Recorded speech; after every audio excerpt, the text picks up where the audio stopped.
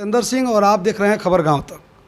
अभी मेरी टीम उपस्थित है गोपालगंज जिले के पंचदेवरी प्रखंड अंतर्गत मगहिया पंचायत में, और हमारे बीच मौजूद हैं शक्ति यादव। शक्ति यादव पंचदेवरी प्रखंड के और मगहिया पंचायत के एक चर्चित समाजसेवी स्वर्गीय शिवजी यादव के सुपुत्र हैं, और इनकी माताजी मुखिया पद की प्रत्याशी हैं। शिवजी यादव कोई परिचय के मोहताज नहीं हैं, और अभी हम लोग के बीच शिवजी यादव नहीं हैं, लेकिन उनके सुपुत्र समाज सेवा को लेकर अपने माता प्रभावती देवी को मुखिया पद पर उतारने का काम किए हैं। तो आइए मिलते हैं शक्ति यादव से। सर, स्वागत है मेरे चैनल में आपका। जी धन्यवाद। जी सर, राजनीति में आने का आपका क्या मकसद है?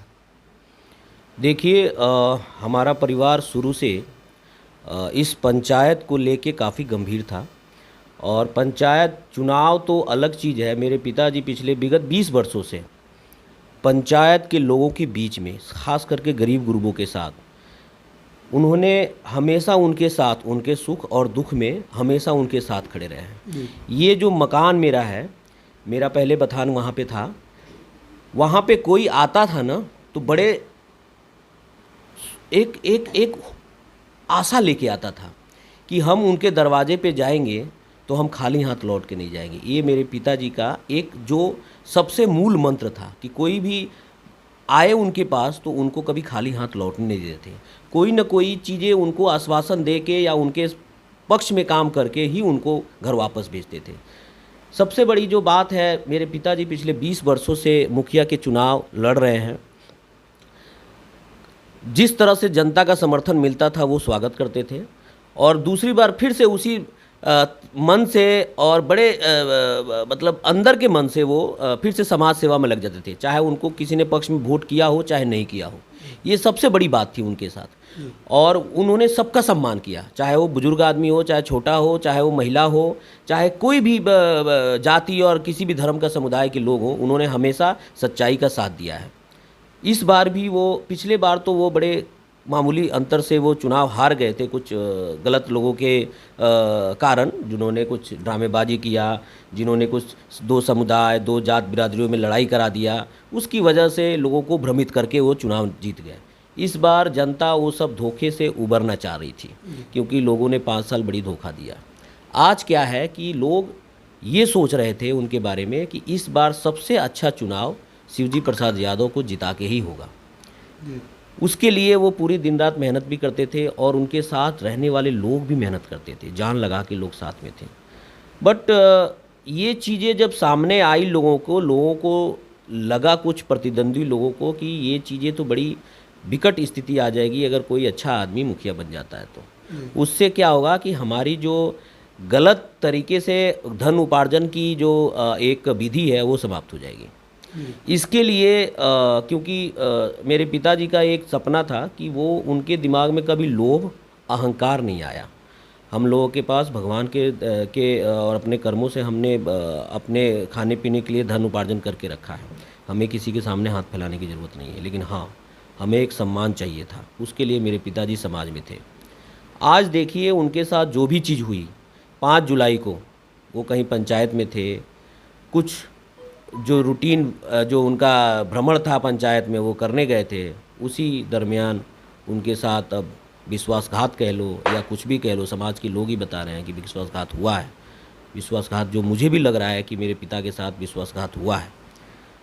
उसके बाद लोगों, उनके जो समर्थक थे, मेरे पिताजी के जो चाहने वाले लोग थे, उन्होंने मेरा प्रोत्साहन किया कि बाबू, अब इस जो उन्होंने एक सपना देखा था, उस सपने को साकार करना है, और उस सपने को साकार करने के लिए आपको, बड़ा बेटा हो आपको इस समाज में आना पड़ेगा।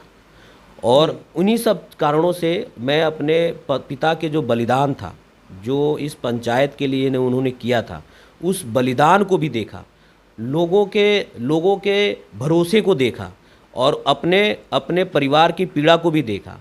उन सारी चीज़ों को देखते हुए मैंने ये तय किया कि मैं अब इस समाज के लिए होकर रहूँगा, क्योंकि हमारे भी रगों में अपने पिता का खून दौड़ रहा है, और समाज सेवा हमारा धर्म है। और इस धर्म की लड़ाई में मैं अपने जनता के साथ खड़ा रहूँगा, उनके सपनों को साकार करूँगा। ये मेरा सबसे प्राथमिकता है कि मुझे अपने पिता के सपनों को साकार करना है। जी। शक्ति जी, अगर तो आप तो क्षेत्र में घूमने जब जा रहे हैं तो जनता से क्या रुझान आ रही है आपके प्रति?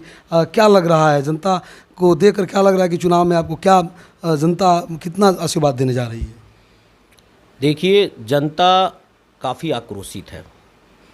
मैं जिसके दरवाजे पे जा रहा हूँ, जिस गांव में जा रहा हूँ, महिलाएं, बुजुर्ग, बच्चे तो हैं ही, जो नौजवान साथी हैं उनके दिल में भी बड़ी आक्रोश है इस घटना को लेके। सबसे बड़ा चीज़ क्या है, बात क्या है, जो समाज के लिए सबसे इम्पोर्टेंट चीज़ होती है वो होती है विश्वास। जो भी यहाँ पे प्रत्याशी हैं वो जनता का विश्वास नहीं जीत पाए हैं। मेरे पिताजी जनता के साथ खड़े थे, तो इस बार जनता का विश्वास उनके साथ था। और जब मैं जनता के बीच जाता हूँ, आप यहाँ दुर्गाचक गांव में हैं, मगहिया गांव में जाइए, बिशुनपुरा गांव में जाइए, आप भंगही गांव में जाइए, आप नगद पुइया में जाइए, आप रूप पुइया में जाइए, आप खाड़ पुइया में जाइए, आप गिरधर पुइया अकलवा टोला से होते हुए गिरधर पुइया मेन रोड पे निकलिए, लोगों को चलने के लिए रोड नहीं है, 2-2 फीट गड्ढा है।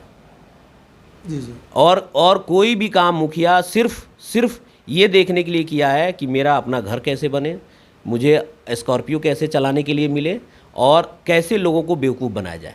बेवकूफ़ बना के कोरोना काल में इतनी समस्याएं हुई लोगों के बीच में, कोई मुखिया देखने नहीं गया। क्वारंटाइन सेंटर में लोग अपने आप खाने की व्यवस्था किए। मेरे पिताजी जितना कर सकते थे किए, नहीं तो आज तक कोई मुखिया या कोई मुखिया प्रत्याशी भी वहाँ पे जाके एक बार भी नहीं देखा कि क्वारंटाइन सेंटर में कैसे लोग रह रहे हैं। आज जाके देखिए मगहिया की हालात, बुजुर्ग महिलाएँ तड़प रही हैं बीमारी से, कोई पूछने वाला नहीं है। दारू पिलाने के लिए सबके पास पैसा है, एक दवा कराने के लिए किसी के पास पैसा नहीं है। इसके पीछे कौन है? इसके पीछे जो आम जनता है वो ये देख रही है, ये सुन रही है, समझ रही है। और उसके बाद लोग हमसे बता रहे हैं कि बेटा आपको इस बार जिताएंगे, आपके पिताजी के कर्मों की वजह से आप जीतिएगा। जो आपके पिताजी ने सपना देखा तो उस सपने को पूरा करने के लिए आपको जिताया जाएगा और आपको ये सपना पूरा करना होगा। और मैंने कसम खाया है इस मगहिया पंचायत के जनता के लिए कि मैं अपने पिता के सारे सपनों को पूरा करके और उसके बाद से उनके सम्मान को बढ़ाने के लिए और मगहिया के जनता के सम्मान को बनाने के लिए जो कुछ भी मैं कर सकता हूं वो पूरी ईमानदारी से करूंगा। जी, अगर जनता आपको मौका देती है, इस बार मुखिया आपके माता जी को बनाती है, तो सबसे बड़ा आप लोगों का पहले मोटो क्या रहेगा समाज के लिए? सबसे पहला आप क्या आईना दिखाना चाहते हैं, क्या करेंगे? सबसे पहले तो देखिए, लोगों को ये जागरूक कराना सबसे ज़रूरी है कि लोगों के अधिकार क्या है। मुखिया सेवक होता है, मालिक नहीं होता है। ये लोग जीतने के बाद मालिक बन जाते हैं। दरवाजे पे स्कॉर्पियो खड़े हो, 10 लोग आए और उनसे याचना करे और मुखिया उसमें कहे कि ये तो वोट नहीं दिया, इसको ये काम नहीं करेंगे, इसको ये काम नहीं करेंगे, इतना कमीशन चाहिए। ये सब जो ब्यूरोक्रेसी है, जो काला भ्रष्टाचारी है, इन सब चीज़ों को ख़त्म करना है। सबसे पहले जो जनता है उसके बीच में उनको पता होना चाहिए कि हमें, हमारे पंचायत को, हमारे गांव को कितना पैसा मिला है, किस काम के लिए। उस काम को उस जनता के बीच में लेके जाना है और बताना है कि ये पैसा आया है, ये सुविधा आई है सरकार की तरफ से, केंद्र सरकार से, राज्य सरकार की जो पंचायती राज व्यवस्था है उस व्यवस्था के अंतर्गत ये सुविधा आई है। वहाँ के दो होशियार 10-20 लोग हैं, महिलाएं हैं, बच्चे हैं, उनको इकट्ठा किया जाएगा, उस गांव में जाया जाएगा और बताया जाएगा कि ये पैसा कहाँ सबसे ज़्यादा ज़रूरत है खर्च किया जाए, वो उसका हिसाब रखेंगे। ये होगा इस बार परिवर्तन होगा, सिर्फ मुखिया का नहीं, काम करने के तरीके का भी परिवर्तन होगा जो कि जनता देखेगी और इसी विश्वास के साथ वो मेरे साथ खड़ी है। जी, बहुत शुक्रिया आपका। अब मेरे चैनल के माध्यम से अपने जनता से क्या अपील करेंगे? जनता से तो मैं डेली अपील कर रहा हूँ, जाके उनको अपने आने वाले जो तैयारियां हैं या जो हमें करना है, किस तरह से हमें पंचायत को रखना है, चलाना है और लोगों का सम्मान रखना है, मैं जनता से यही अपील करना चाहूँगा कि चुनाव तो आते जाते रहेंगे, आप अपने बीच सौहार्द बना के रहिए, जात पात में बंटवारा मत कीजिए अपने आप को, अपने भविष्य को देखिए। अगर एक आदमी बीमार पड़ता है और उसको डॉक्टर के पास जाना है तो वो जात देख के डॉक्टर के पास नहीं जाता है, वो अपनी बीमारी को देख के डॉक्टर के पास जाता है। तो जनता को आश्वासन में देना चाहता हूं कि मैं अगर मुखिया बनूंगा, मेरे परिवार के मेरी माताजी मेरी मुखिया बनेंगी, तो सबसे पहला काम है कि हम इन जात पात और हम लोग जमात की राजनीति करेंगे, हम लोग जमात को लेके चलेंगे, हर गरीब के साथ खड़े रहेंगे। हम जनता से यही कहना चाहेंगे कि जनता हमें पूरा समर्थन दे, और इस समर्थन का मैं आभार करूंगा क्योंकि मुझे अपने पापा के, अपने पिता के सपनों को साकार करना है। जी, बहुत बहुत धन्यवाद आपका, आपने हमारे चैनल को समय दिया, इसके लिए शुक्रिया। जी, आपको भी हमारे तरफ से बहुत बहुत धन्यवाद कि आपने अपना कीमती समय हमें दिया। जी।